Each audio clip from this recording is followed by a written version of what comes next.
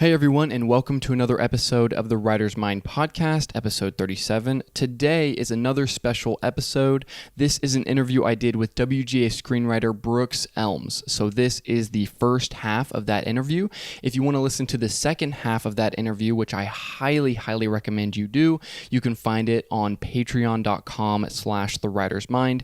Brooks and I had a fantastic conversation about writing, about worldview, and about how writers should be existing as a thinking person as well as somebody who wants to write screenplays. Fantastic conversation.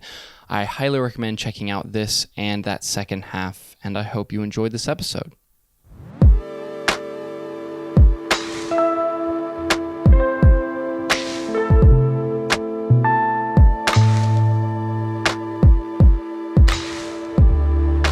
All right, so Brooks, thank you so much for coming on the podcast today. I'm interested to talk to you about who you are as a writer and also who you are as a person. Awesome. I am excited to be here. It's a really fun subject to explore. Absolutely. So I want to start off with a super broad question. And that question is, what is the point of being a storyteller? It's to help people deal with life. If I had to say it in a succinct way, I might say that. And even if you're talking about a comedy or something, an adventure film, there's still lessons and clues and things there about life. In fact, I was talking to a screenwriter the other day whose daughter has cancer, and she was like, yeah, we've watched all the Adam Sandler movies, all the Farrelly Brothers movies, just like a whole amazing list of comedies because it's helping them deal with life. And Right. Beautiful. Yeah. Yeah, I feel like, because, even something like that, you're totally right. Because I feel like stories that, I think a lot of people who, they look at stories and they say, oh, there's not inherent meaning in that story. Therefore, this whole idea that stories are supposed to have meaning or they're supposed to say something is hogwash, and you can just make fun movies. But even fun movies have purpose. Like, they have meaning, that there's a reason that they exist. Like, movies as entertainment is also like that idea, helping us navigate life. That's right. Yeah. Again, even if it's comedy, just the elicitation, I don't know if that's a word, to elicit laughter is intrinsically significant in itself. And, and some comedies will have sort of a lesson wrapped in it, and some of them are just funny, but like just being funny, or a horror movie just being scary, are significant. I had a friend, because I have a whole side of me that's like into personal growth and stuff. I had this one personal growth buddy. He was talking, and I was talking about horror movies. He was like, "Oh, they're terrible. Like, they were this terrible part of society."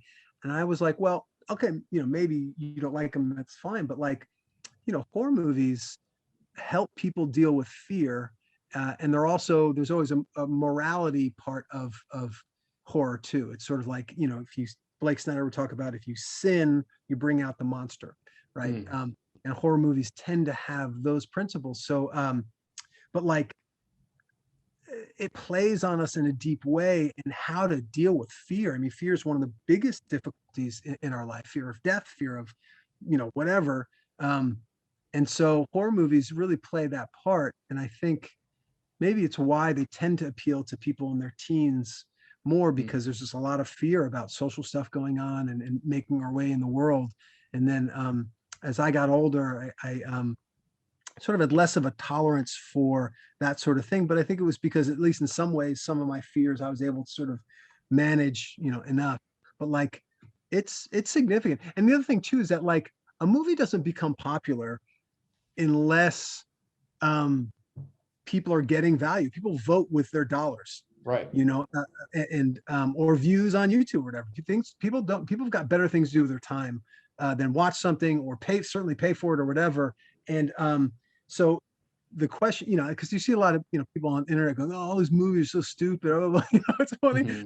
But hold on a second. It's okay, for your judgment, they're stupid. That's fine, and you shouldn't watch them then. But like, it is having some sort of legitimate entertainment purpose for people by virtue of it being very popular. And so then the question for us as storytellers is, what's going on there? I'm looking at this and this seems boring to me. How is it not boring to all those people? How these people could have been doing other things or spending their money different ways and they didn't. So what is it going on? What's going on in that sort of piece of entertainment that's ringing the bell? Right.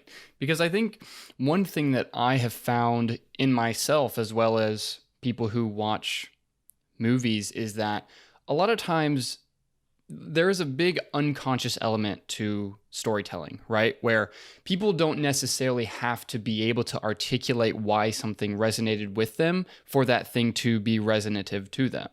And so, that's the whole idea of Robert McKee's kind of big statement of meaning produces emotion. Like, there is this meaningful layer to a lot of these stories that even if we can't immediately break it down in a YouTube video essay, that there are reasons that it is impactful to somebody. And the reason that it is impactful is because there is some sort of meaningful layer here that is resonating with them.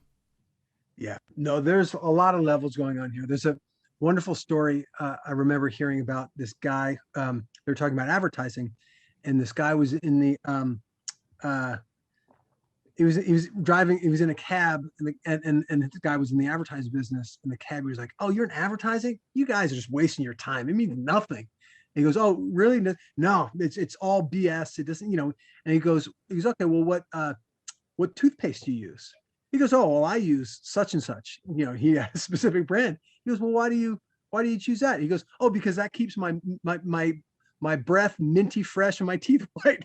Right. He like exactly says the logo and the positioning of it.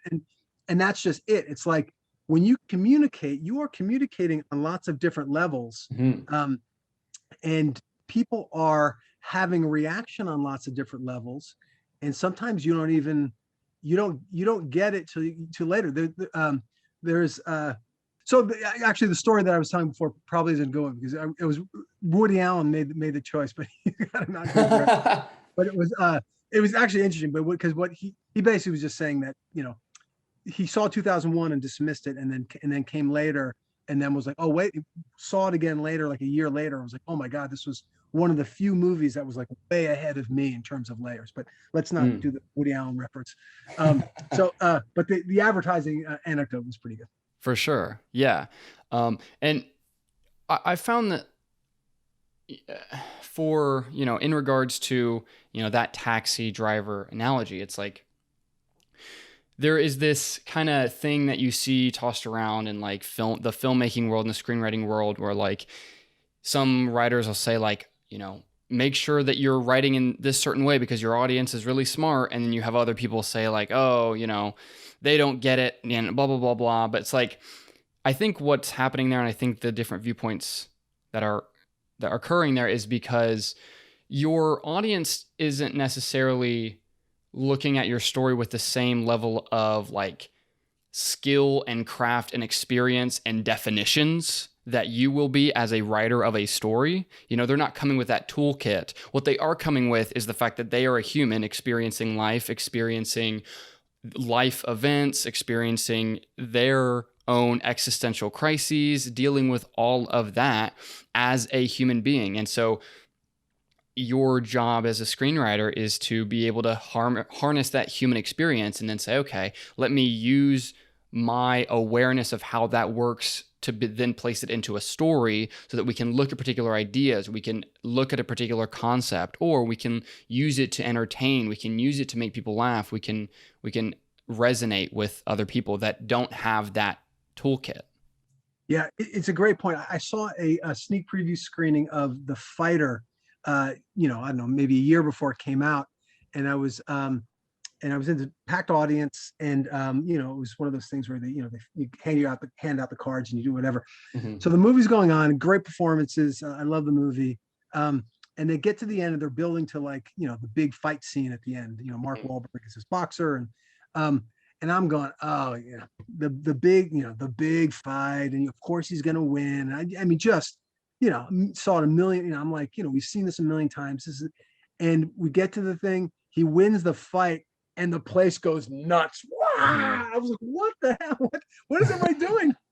How could this be? But like, it was a great takeaway to the point that you're making. It's like, me as somebody who's in the business, who sees everything that comes, well, not sort of sees, but is aware of almost everything that comes out, Right. and is sort of hearing about it. And critics, see even more movies than us, and they're just seeing everything. They have a different level of sort of awareness of things, whereas the layperson that sees, I don't know, four movies a year, 5 movies a year, maybe more, if because a lot of good things stream these days. They're coming at it from a different place. For sure. And so our job as storytellers is to sort of honor where we're at, and also figure out how it overlaps with the bulk of our audience, because the bulk of the audience doesn't see as many movies as we do. Right. I think also there is this one thing I've noticed, especially I think the sports analogy, right? The boxing analogy, or the football movie analogy, the basketball movie analogy, right? There's this trope that, are they going to win in the end? And it's, oh, they win, and you have that catharsis.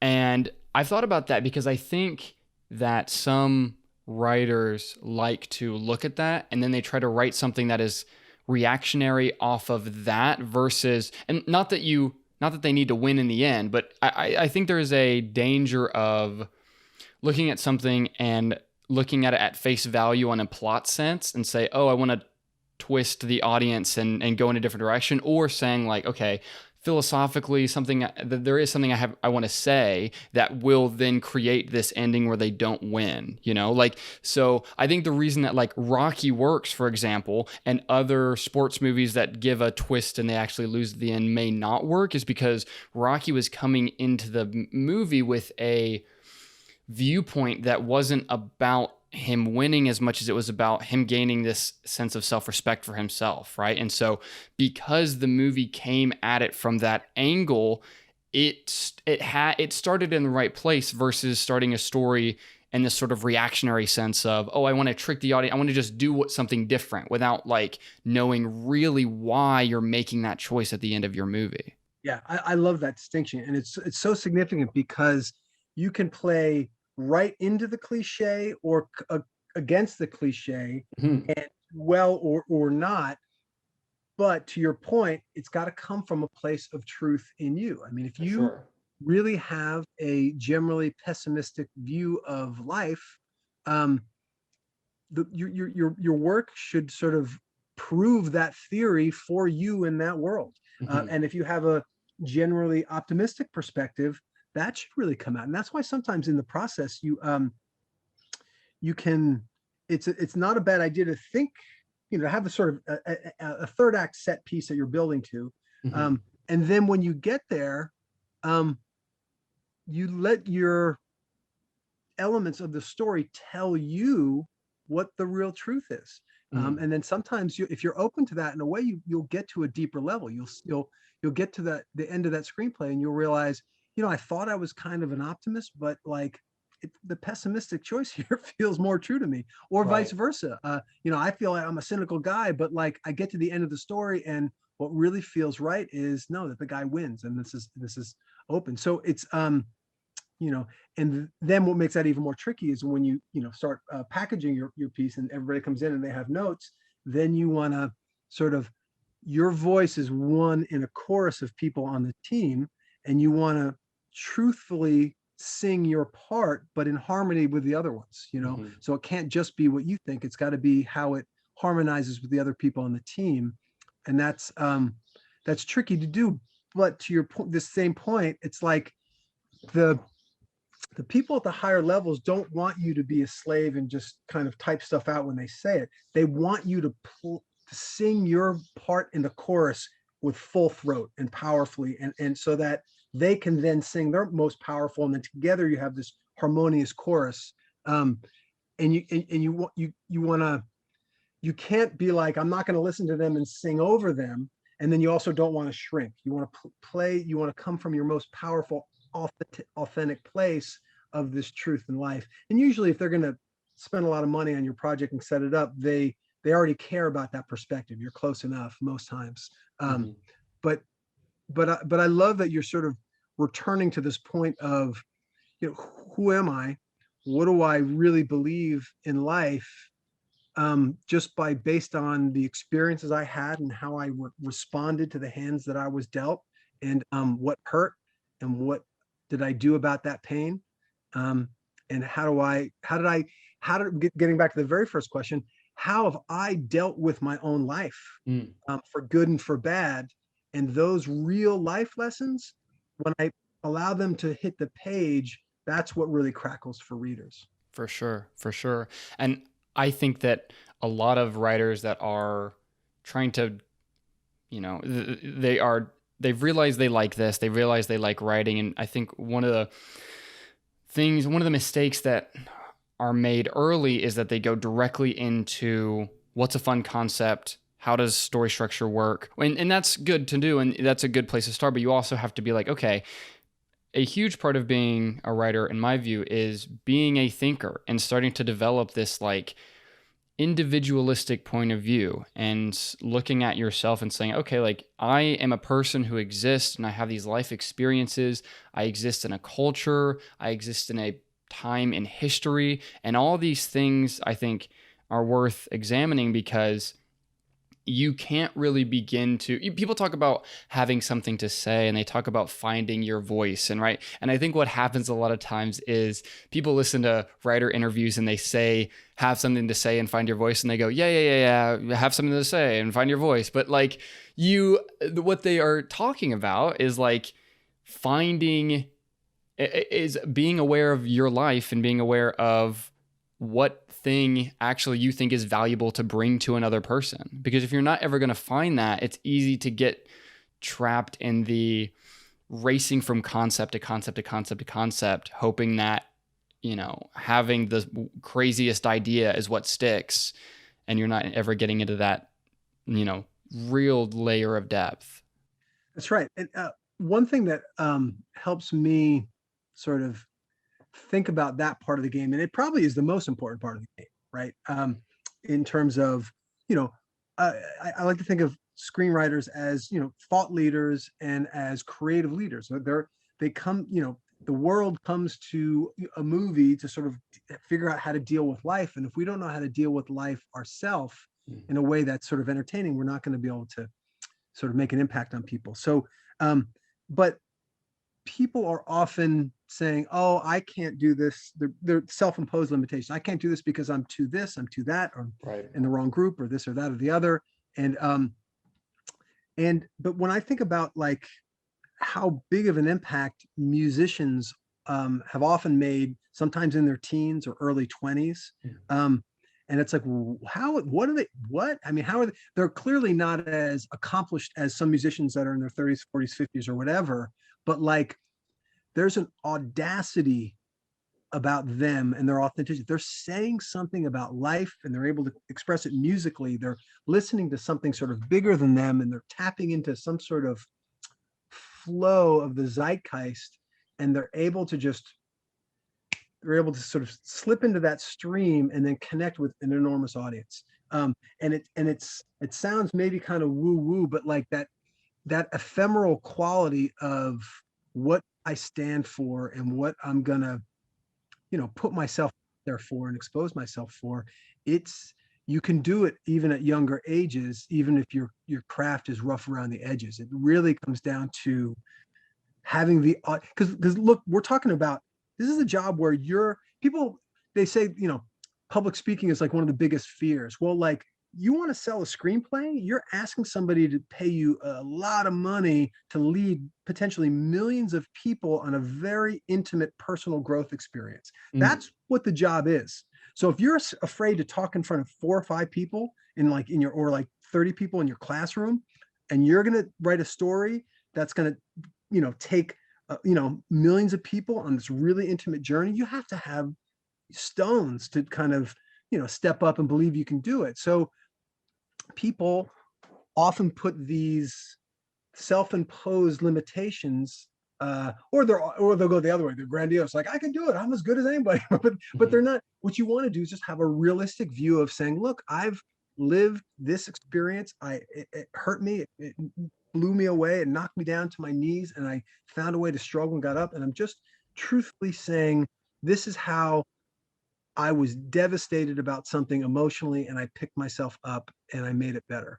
And that authentic observation of what really happened to me, or maybe somebody right next to me, as expressed in a metaphor in a screenplay, you have to have it's an audacity to be able to just say that in front of an enormous amount of people, with a sense of, swagger or confidence, and grace, because you can't just be like blah blah blah. It really has to be sort of specific to what happened emotionally, and then have enough craft so that it comes through. But it really is, it's this idea of, it's to have the audacity to be able to be the one leading that group of people. And that's probably the biggest thing that limits screenwriters who otherwise have enough talent or good ideas, but they don't allow themselves to kind of drop down to a deeper place and say, no, I'm gonna move a huge amount of people with this. Right. And it's like, I think it's really interesting when you're talking about craft being rough around the edges, because it's like, it comes down to what is the most important part of a story, right? Like when we really get down to it, if you have, if you don't have like a core thing to say, right? Like you're talking about an experience, something that broke you down, something that you've analyzed, something you're looking at. If you don't have that, but you have fantastic craft, it's like, well, you may be able to write something that's very tight, but it's going to be missing some of that lower layer. Whereas, you're talking about younger artists in music, and it's like, if they can really nail down what they're saying and really nail down that thing they're bringing forward, then we accept the rough around the edges parts of that, because it's like, we know what's the most important. That's right. And here's an actionable thing that people who are watching this can do. It's because we're talking about a social experience. We're talking about, when I tell a story, I'm in front of a million people and I'm taking through this thing. If I can slowly develop the habit to have deeper, more resonant conversations with people in my life, have friends, and we have deep philosophical discussions, arguments on the internet that aren't just troll arguments, blah, blah, blah, but substantial. I see this differently. Let's figure out how we, but like, whatever philosophy or psychology you're drawn to, like, have those human interactions more often. Let that define your perspective. Get into those sort of arguments, and just arguments. That word is, again, the key is having it be really respectful, because then you'll listen more and they'll listen more and you'll learn more.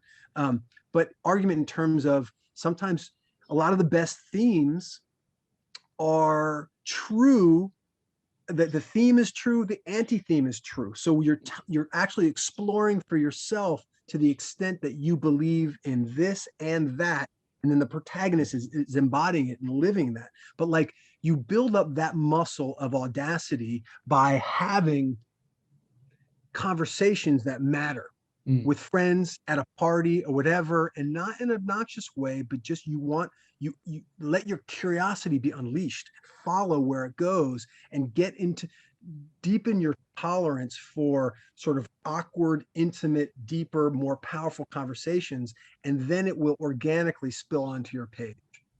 Yeah, that's so good. I think you're so correct, and I think that one thing that I think it's people who are trying to be thinkers, even if they're not trying to be screenwriters, but the idea of, I can't remember where I heard this, but it was this idea of holding the beliefs that you make core, like making sure that like the core things you hold on to, that there's not that many, and you're very serious about them. And then whatever kind of is above that is like things you are willing to really look at and like have real discussions on, and not attach your ego to, because that allows you to, one, have discussions with people that are productive, and two, I think it really helps you if you are trying to be a writer, because it allows you to say, okay, like I can give legitimacy to an idea that I'm not sure I agree with enough to make a story that people can actually invest in, right? I think that's something that you see all the time, where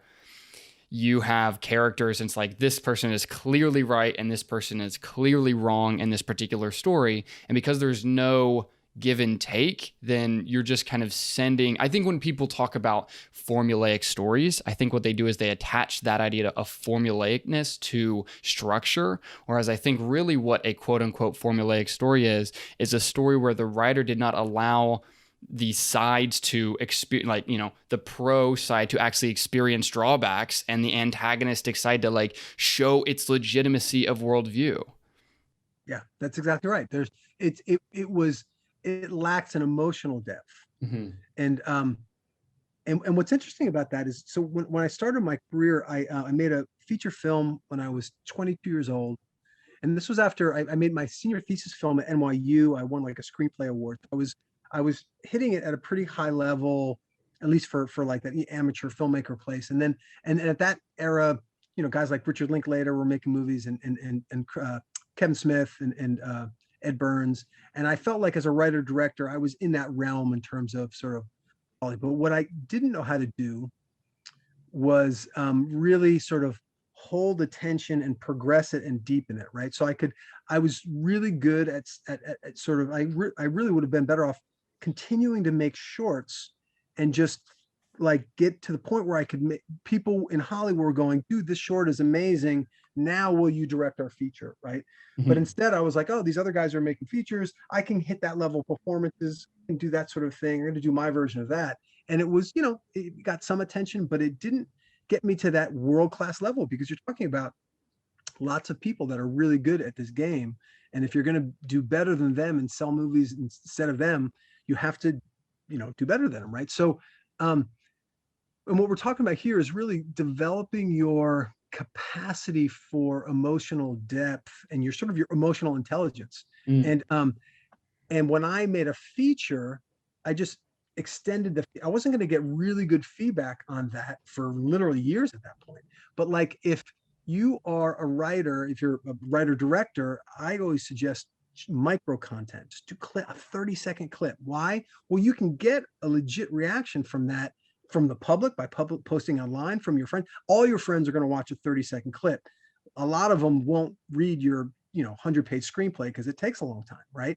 But if you're just trying to figure out what you can do at a high level, shorter pieces of content, whether it's if you're a writer director, you actually shoot little things on your phone or whatever, but you're trying to elicit real emotion. And if you're just a writer, have it be even in your tweets on Twitter or your profiles on Twitter. How many engagements are you getting? This is the game. And if you can have a thought that's original and distinct and has some fire to it, and you put it online and there's crickets, something's probably not there. If you have an original thought, like, take Bob Dylan or something, when he was, let's say, if he grew up now, somebody of his quality, right, of thinking of as a creative leader, he could write a tweet and people would be going nuts over it, because the way he's thinking about life and character and people, you know what I mean? So it's like, a lot of times writers will they'll put up all these phony barriers. Oh, well, I need to do this or I need to do that. No, you don't. You can get on Twitter today for free and start testing your superpower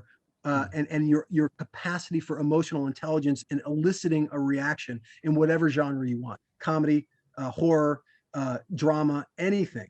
You can do it for free right now today, and most people won't, because they're scared and they're not going to tolerate that fear. But the people, which opportunity for the people that will do it, and know that not only you do it today, you get crickets. You try it again tomorrow, more crickets. You try it again the next day, you get a couple responses.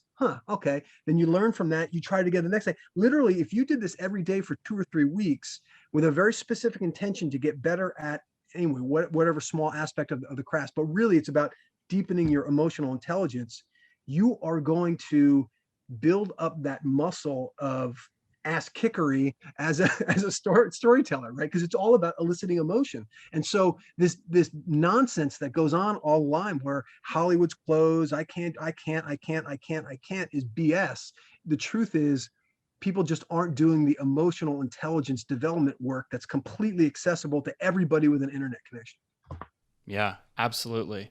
And I really like that idea of using something like Twitter to begin that practice of thinking and creating ideas, right? I really like that concept, because anybody, you're totally right. Anybody who, if you're listening to this podcast, you have an internet connection and you can create a Twitter account for completely free, and you can start being like, I think blah, blah, blah, blah, right? And or I think the fun of that is the idea of, if you start doing that, you can really make it an exercise that is essentially just putting your mind into the intentional place of thinking about what's around you and thinking about yourself.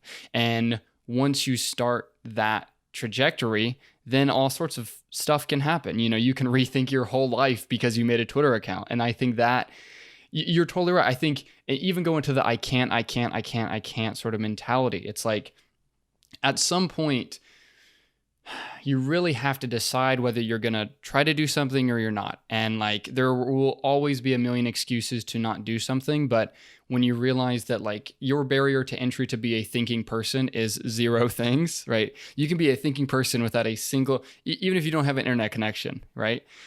0 things. You don't need anything to be a thinking person and to be somebody that is going to say, okay, well, how can I contribute to the world and to this planet of people on this ball in the universe that is trying to figure out what's going on?